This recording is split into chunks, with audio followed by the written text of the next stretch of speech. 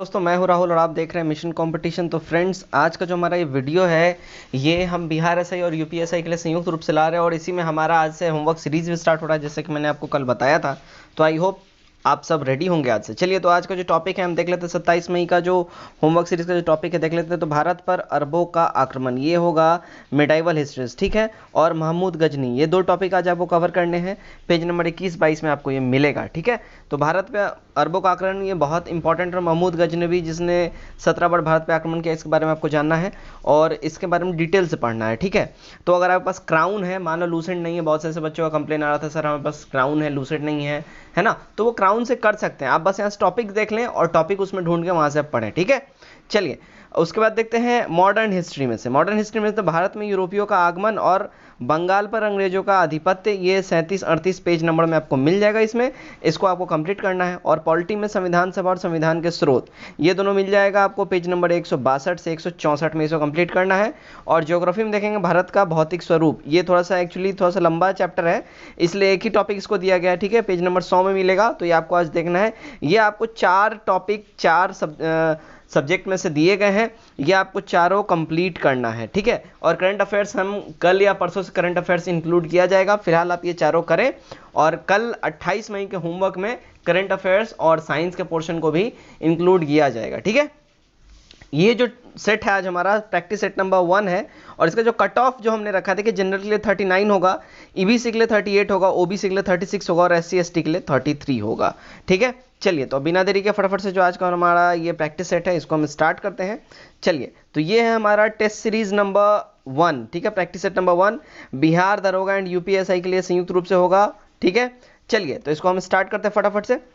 Okay, चलिए first question मैं लेता हूं। फर्स्ट क्वेश्चन है हमारा, देखिए, भारतीय राष्ट्रीय कांग्रेस के निम्नलिखित अधिवेशनों में से किस एक की अध्यक्षता जवाहरलाल नेहरू ने सबसे पहले की थी। तो इनके द्वारा सबसे पहला जो अध्यक्षता किया गया था वो था लाहौर अधिवेशन 1929 का जो है ना, इसी की अध्यक्षता जवाहरलाल नेहरू ने सबसे पहले करा था, ठीक है। तो ये हमारा यहाँ करेक्ट हो जाएगा। क्वेश्चन नंबर 2 देखते हैं। लंदन में संपन्न हुए गोलमेज सम्मेलन में भारतीय ईसाइयों का प्रतिनिधित्व किसने किया था। तो इसका प्रतिनिधित्व जो है, ध्यान रखें इस बात का, केटी पाल जी ने करा था, ठीक है। डी हमारा करेक्ट हो जाएगा। लंदन में, ध्यान दें, लंदन में जो गोलमेज सम्मेलन यानी कि राउंड टेबल कॉन्फ्रेंस जो हुआ था, उसमें ईसाइयों का प्रतिनिधित्व किसने किया था, ईसाइयों की तरफ से कौन गए थे, तो केटी पाल जी गए थे, ठीक है। डी करेक्ट हो जाएगा। चलिए क्वेश्चन नंबर 3 देखते हैं, सॉरी। क्वेश्चन नंबर 3 में है, भारतवर्ष के विभाजन के समय ब्रिटिश भारत के निम्नलिखित में से किस एक प्रांत ने एक संयुक्त एवं स्वतंत्र अस्तित्व के लिए योजना सामने रखी। तो वो जो था वो था पंजाब, ठीक है। ए हमारा करेक्ट हो जाएगा। नेक्स्ट की ओर बढ़ते हैं। क्वेश्चन नंबर 4, हड़प्पा संस्कृति की बहुसंख्यक मुहरे किससे निर्मित है। तो ये जो बहुसंख्यक मुहरे जो है हड़प्पा सभ्यता का, वो जो निर्मित है वो सेल खड़ी से निर्मित है, ठीक है। डी हमारा करेक्ट हो जाएगा, ठीक है। तो बहुसंख्यक मुहरे जो हड़प्पा संस्कृति का जो प्राप्त हुआ है वो सेल खड़ी से बना हुआ है, ठीक है। डी हमारा करेक्ट हो जाएगा। 5 देखते हैं। जैन तीर्थंकर पार्श्वनाथ निम्नलिखित स्थानों में से मुख्यतः किससे रिलेटेड है, संबंधित हैं। तो अगर हम बात करें तो ऑप्शंस देख लेते हैं पहले। ऑप्शन नंबर ए में है वाराणसी, ठीक है। इधर आ जाते हैं, ऑप्शन नंबर बी में है कौशाम्बी, ग्रीवज और चंपा। तो इसका जो करेक्ट आंसर जो हमारा हो जाएगा, देखिए ऑप्शन नंबर ए हमारा सही हो जाएगा, वाराणसी। तो जैन तीर्थंकर जो है पार्श्वनाथ जी, ये वाराणसी से थे, तो वाराणसी इनका करेक्ट आंसर हो जाएगा, वाराणसी से इनका रिलेशन था। नेक्स्ट क्वेश्चन हमारा क्वेश्चन नंबर 6, निम्नलिखित में से कौन मोक्ष साधन के रूप में जन्म, कर्म तथा भक्ति को समान महत्व देता है। तो ये जो है, देखिए यहाँ पे सारे जो ग्रंथों के नाम हैं, इनमें जो ग्रंथ जो जन्म, कर्म और भक्ति को समान महत्व देता है वो जो ग्रंथ है वो है भगवद गीता। भगवद गीता में जन्म, कर्म और भक्ति को एक समान महत्व दिया गया है। सी हमारा एब्सोल्यूट करेक्ट हो जाएगा। 7 देखते हैं। बलबन का वास्तविक नाम क्या था। देखिए, बलबन का वास्तविक नाम की बात करें तो उसका नाम था बहाउद्दीन बलबन, ठीक है। डी हमारा एब्सोल्यूट करेक्ट हो जाएगा, ठीक है। चलिए नेक्स्ट की ओर बढ़ते हैं। नेक्स्ट हमारा क्वेश्चन नंबर 8, सैयद वंश का संस्थापक कौन था। देखिए, सैयद वंश का संस्थापक जो था वो था खिज्र खां। बी यहाँ हमारा बिल्कुल ही सही हो जाएगा। 9 नंबर देखते हैं। क्वेश्चन नंबर 9 है हमारा, किसके सिक्कों पर बगदाद के अंतिम खलीफा का नाम सबसे पहले अंकित हुआ। तो वो जो था वो था इल्तुतमिश, ठीक है। इल्तुतमिश को गुलामों और गुलाम भी कहा जाता है, ये ध्यान रखें, ठीक है। और इल्तुतमिश ने जो ही है, इसने कुतुब मीनार का काम पूरा करवाया था। तो बी हमारा यहाँ करेक्ट हो जाएगा, राइट। चलिए 10 देखते हैं, दिल्ली सल्तनत की राजकीय भाषा क्या थी। देखिए दिल्ली सल्तनत की जो राजकीय भाषा थी, ऑप्शंस में है, पहले तो उर्दू है, उसके बाद अरबी है, फारसी और हिंदी है। तो दिल्ली सल्तनत की जो राजकीय भाषा थी वो थी अरबी, सी हम फारसी, आई एम सॉरी। तो सी हमारा यहाँ एब्सोल्यूट करेक्ट हो जाएगा। 11 देखते हैं, सम्राट अशोक महान जिसने 40 वर्षों तक भारत में राज किया, उसकी राजधानी का उस समय क्या नाम था। तो उसकी राजधानी का जो नाम था उस समय पाटलिपुत्र था। सी हमारा यहाँ बिल्कुल ही सही हो जाएगा। 12 देखते हैं, 12 मुस्लिमों के लिए एक पृथक देश की प्रथम बार एक निश्चित अभिव्यक्ति कहाँ हुई थी। तो ये जो हुई थी, ये हुई थी 1930 के मुस्लिम लीग के इलाहाबाद अधिवेशन के इकबाल अध्यक्षीय भाषण में। ठीक है, ए हमारा यहाँ सही हो जाएगा। तो मुस्लिमों के लिए एक पृथक देश की प्रथम बार निश्चित अभिव्यक्ति हुई थी कहाँ, तो इलाहाबाद के मुस्लिम लीग अधिवेशन 1930 में, जिसके अध्यक्ष कौन थे, इकबाल थे।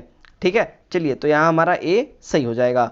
नेक्स्ट क्वेश्चन को बढ़ते हैं, क्वेश्चन नंबर 13, भारत में निम्नलिखित में से कौन सा शहर स्वर्ण चतुर्भुज मार्ग नेटवर्क से स्थित नहीं है। तो वो जो है वो है, ध्यान रखें, चंडीगढ़। डी हमारा यहाँ एब्सोल्यूट करेक्ट हो जाएगा। 14 देखते हैं, निम्नलिखित में से कौन सा भौगोलिक रूप से ग्रेट निकोबार से सबसे नज़दीक है, सबसे निकट है। तो वो जो है देखिए सुमात्रा है। ठीक है, तो सुमात्रा जो है भौगोलिक रूप से ग्रेट निकोबार से सबसे नियरेस्ट है ना, नियरेस्ट की बात हो रही है, तो ये ध्यान रखें आप लोग। नेक्स्ट की ओर बढ़ते हैं, क्वेश्चन नंबर 15, कौन से भारतीय राज्य की अधिकतम सीमा म्यांमार से स्पर्श करती है। तो म्यांमार से जो स्पर्श करती है जिस राज्य की सीमा, वो है अरुणाचल प्रदेश। बी हमारा यहाँ बिल्कुल ही सही हो जाएगा। 16 की ओर बढ़ते हैं, 16 हमारा, रेगुर मिट्टी सबसे ज़्यादा कहाँ पाई जाती है। देखिए रेगुर मिट्टी सबसे ज़्यादा जो पाई जाती है वो महाराष्ट्र में पाई जाती है।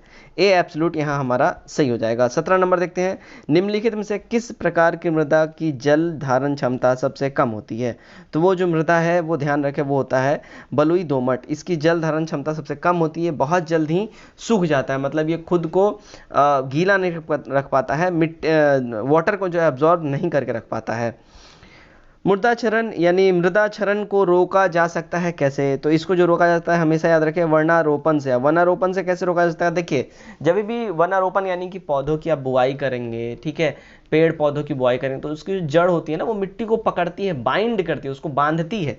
तो जाहिर सी बात है जो मृदा क्षरण है, जो मिट्टियों की बर्बादी है, जिसमें उर्वरकता खत्म होती जाती है, जो मिट्टियों का क्षय होता है, ये बोलते हैं ना भसुआ मिट्टी या जो धंसते हैं, तो ये इससे ठोस होंगे, वर्णारोपण से ये ठोस होंगे और इनकी जो उर्वरकता है वो भी बढ़ेगी। चलिए नेक्स्ट की ओर बढ़ते हैं, 19, भूमध्य सागरीय क्षेत्र में भारी वर्षा कब होती है।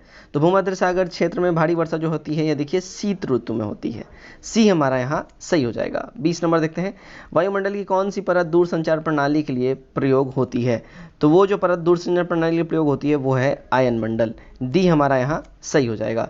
21 देखते हैं, महासागर में ऊंची जल तरंगे कैसे होती हैं। तो महासागर में ऊंची जल तरंगे जो है हमेशा याद रखिए जो होती है ये कब होती है, ये होती है चंद्रमा से। चंद्रमा से कैसे, अब जैसे देखो कल चंद्र ग्रहण था, यानी चांद जो है पृथ्वी के नज़दीक था। तो जब भी चांद पृथ्वी के नज़दीक होगा तो ये जो यहाँ पे जो सी है, ठीक है, ये जो समुद्र है इसको अपनी ओर आकर्षित करता है। तो इसी में जो है ना तरंगे इसकी उठती हैं, वेव्स ऊंची ऊंची उठती है समुद्र में। ठीक है, 22 देखते हैं, भारत में सबसे पुराना जल विद्युत स्टेशन कहाँ है। सबसे पुराना जल विद्युत स्टेशन की अगर हम बात करें तो ये है सिद्राबाग में। डी हमारा यहाँ सही हो जाएगा। 23 देखते हैं, राज्यसभा का सभापति कौन है। देखिए राज्यसभा का सभापति की अगर हम बात करें तो ये होते हैं उपराष्ट्रपति साहब। बी हमारा करेक्ट हो जाएगा।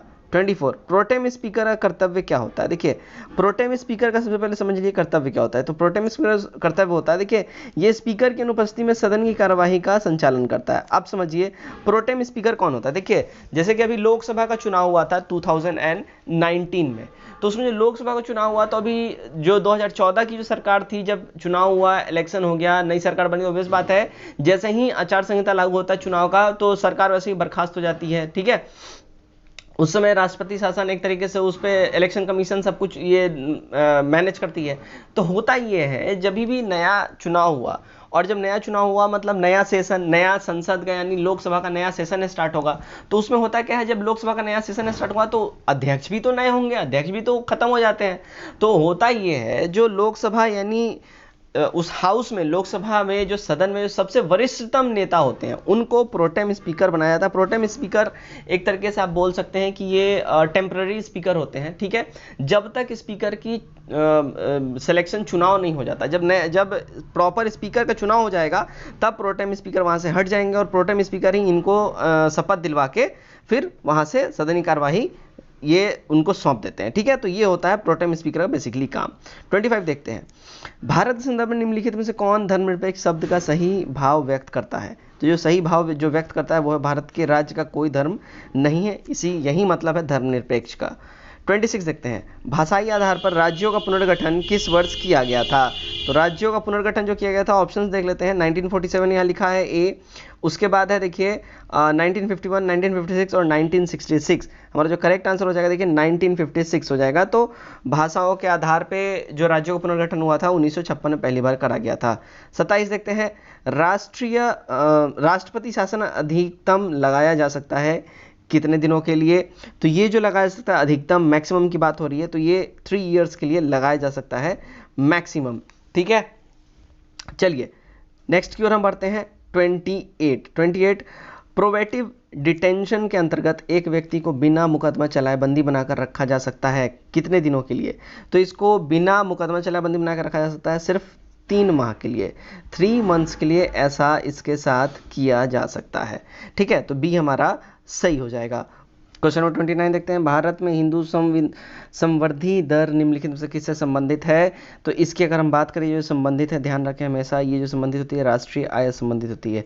डी हमारा सही हो जाएगा। 30 नंबर देखते हैं, भारत में बचत और पूंजी निर्माण की ऊंची दर होते हुए भी संवृद्धि दर कम होने का कारण क्या है। तो इसके कम होने का जो रीज़न है, मेजर रीज़न उसकी हम बात कर ले तो वो है ऊंची पूंजी उत्पाद अनुपात, ठीक है। डी हमारा यहाँ सही हो जाएगा। 31 देखते हैं, 1949 में भारत सरकार द्वारा नियुक्त राष्ट्रीय आय समिति का अध्यक्ष निम्न में से कौन था। तो इसका जो अध्यक्ष था वो थे पीसी महानुबोलिस, ठीक है। तो बी हमारा यहाँ करेक्ट हो जाएगा। तो 1949 में जो भारत सरकार द्वारा जो नियुक्त किए गए थे राष्ट्रीय आय समिति, इसके अध्यक्ष के रूप में जो नियुक्त हुए थे पीसी महानुबोलिस साहब हुए थे। तो बी हमारा यहाँ सही हो जाएगा। 32 देख लेते हैं। चलिए 32 हमारा है ओके, राष्ट्रीय नियोजन में रोलिंग प्लान की अवधारणा लागू की गई थी कब से। तो ये जो अवधारणा लागू की गई थी ये किया गया था जनता सरकार के द्वारा, ठीक है। सी हमारा यहाँ एब्सोल्यूट करेक्ट हो जाएगा। 33 देखते हैं, सार्वजनिक वितरण प्रणाली का लक्ष्य क्या है। तो सार्वजनिक वितरण प्रणाली का लक्ष्य अगर हम बात करें तो यह गरीबों को खाद्य सुरक्षा उपलब्ध कराना। ए हमारा यहाँ एब्सोल्यूट करेक्ट हो जाएगा। 34 देखते हैं, मध्याह्न भोजन यानी कि मिड डे मील, यहाँ बात हो रही है मिड डे मील की बात हो रही है। ये जो है किसके द्वारा प्रबंध और वित्तीय व्यवस्था इसकी की जाती है। तो ये जो सारा व्यवस्था करा जाता है ये ध्यान रखें, ये मानव संसाधन विकास मंत्रालय यानी कि HRD मिनिस्ट्री द्वारा किया जाता है, ठीक है। डी हमारा यहाँ सही हो जाएगा। 35 जब बेकिंग पाउडर में पानी मिलाया जाता है तो कौन सी गैस इसमें से निकलती है। तो इसमें से जो है ध्यान रखें कार्बन डाइऑक्साइड उत्सर्जित होता है। बी हमारा करेक्ट हो जाएगा। 36 देखते हैं, संचाई बैक्टीरियो में कौन सी धातु प्रयुक्त होती है। तो इन बैक्टीरियो में जो है हमेशा याद रखें सीसा प्रयुक्त होता है। बी एब्सोल्यूट यहाँ करेक्ट हो जाएगा। नेक्स्ट की ओर हम बढ़ते हैं। नेक्स्ट हमारा है क्वेश्चन नंबर 37। देखिए, जब सितार और बांसुरी एक ही स्वर बजाए जाएं, ठीक है, तो उनमें उत्पन्न ध्वनि का भेद किसके अंतर के कारण किया जाता है। तो वो जो अंतर के कारण किया जाता है वो होता है केवल ध्वनि गुणता के कारण। सी हमारा यहाँ बिल्कुल ही सही हो जाएगा, राइट। 38 देखते हैं, रेडियो एक्टिविटी का आविष्कार किसने किया था। तो रेडियो एक्टिविटी का आविष्कार जो है वो बैकुरल ने किया था। बी हमारा यहाँ एब्सोल्यूट करेक्ट हो जाएगा। नेक्स्ट की ओर बढ़ते हैं। 39 टरबाइन व डायनमो से बिजली प्राप्त करने में किस ऊर्जा का विद्युत ऊर्जा में परिवर्तन करते हैं। तो ये जो परिवर्तन करते हैं ये ध्यान रखें मैकेनिकल ऊर्जा का विद्युत ऊर्जा में परिवर्तन करते हैं।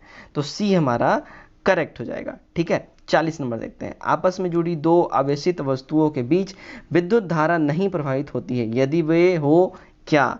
यदि वे ध्यान रखें यदि वे समान विभव पर हो तो उसमें विद्युत धारा प्रवाहित नहीं होगी। डी हमारा यहाँ सही हो जाएगा। 41 देखते हैं, जब कोई तरंग किसी दर्पण में से परावर्तित होती है तो परिवर्तन आता है किसके? तो ये जो परिवर्तन आएगा ये होता आयाम में, ठीक है, ए हमारा सही हो जाएगा। 42 देखते हैं, समुद्र की सीपी किस कारण से सुनहरी दिखाई देती है? देखिए समुद्र की जो सीपी है जिस कारण सुनहरी दिखाई देती है, पहले तो ऑप्शंस देख लेते हैं, विवर्तन, परिक्षेपण, ध्रुवन और परावर्तन। इसका जो करेक्ट जो हमारा आंसर हो जाएगा, देखिए ये जो सुनहरी दिखाई देती है वो ध्रुवन के कारण दिखाई देती है, ठीक है, तो सी हमारा यहाँ सही हो जाएगा। 43 देखते हैं, आकाश में होने वाले अग्रिम सूर्योदय एवं विलंबित सूर्यास्त किस घटना के कारण होते हैं? तो ये जो होते हैं ध्यान रखिए सूर्य प्रकाश का अपवर्तन के कारण, बी हमारा एब्सोल्यूट करेक्ट हो जाएगा। 44 देखते हैं, लार यानी सलाइवा, ठीक है, निम्न में से किसके पाचन में सहयोग करती है? ये जो सहयोग करती है ये स्टार्च के पाचन में करती है, ए हमारा बिल्कुल ही सही हो जाएगा। 45 देखते हैं, 45 में यहाँ बोला जा रहा है, देखिए 45 में है, पारे का साधारणात्मक तापमापी यंत्रों में उपयोग किया जाता है क्योंकि इसकी विशेषता होती है क्या? तो इसकी जो विशेषता होती है वो होती है उच्च संचालन शक्ति की, सी एब्सोल्यूट यहाँ करेक्ट हो जाएगा। नेक्स्ट है, कांसा मिश्र धातु है तांबे और किसका, यानी तांबे और किस से मिलकर कांसा का निर्माण होता है? तो इसका जो निर्माण होता है तांबे के साथ टिन को जब हम मिलाएंगे तब जाके कांसे का निर्माण होता है, यानी कि ब्रोंज, ठीक है, उसका निर्माण होता है, तो ए हमारा यहाँ करेक्ट हो जाएगा। 47 देखते हैं, वर्ल्ड ट्रेड सेंटर के ध्वस्त होने के समय न्यूयॉर्क शहर के मेयर कौन थे? ये बहुत अच्छा क्वेश्चन है, ये आप लोग ध्यान रखें और पूछा जा चुका है क्वेश्चन है।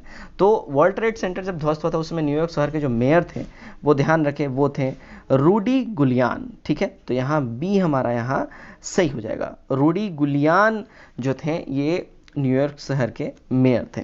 चलिए नेक्स्ट हम देखते हैं 48 में क्या बोला जा रहा है, आइए 48 बोला है, झांसी की रानी किसकी रचना है? मतलब ये जो कविता है झांसी की रानी ये किसने लिखा है?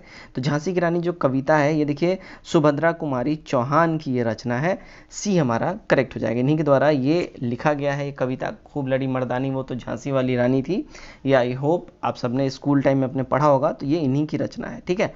49 देखते हैं, इग्नाइटेड माइंड्स पुस्तक के लेखक कौन है? तो इग्नाइटेड माइंड्स पुस्तक के जो लेखक हैं वो हैं एपीजे अब्दुल कलाम, ए हमारा करेक्ट हो जाएगा। तो फ्रेंड्स आज का हम अपना आखिरी क्वेश्चन देखते हैं। हमारा आज का आखिरी क्वेश्चन है, सिंटोइज्म धर्म मुख्यतः किस देश के लोगों द्वारा माना जाता है? देखिए सिंटोइज्म धर्म जो है ये बहुत जो हार्ड मतलब बिल्कुल डेडिकेटली और बहुत ज़्यादा संख्या में जो फॉलो किया जाता है वो जापानीज़ के द्वारा फॉलो किया जाता है, ठीक है, सी हमारा यहाँ करेक्ट हो जाएगा। सिंटोइज्म धर्म मुख्यतः जापान के लोगों द्वारा माना जाता है, ठीक है। तो फ्रेंड्स ये था हमारा आज का बिहार एसआई और यूपी एसआई का सेट 1। उम्मीद करता हूँ आप सभी को ये सेट पसंद आया है, कट ऑफ जो दिया गया उस सबको आपने टच किया होगा। कमेंट करके जरूर बताएं आपका क्या स्कोर है, और वीडियो अच्छा लगे तो वीडियो को डेफिनेटली शेयर करें। तो आज के इस वीडियो में बस इतना ही। Till then take care, bye bye and God bless you all.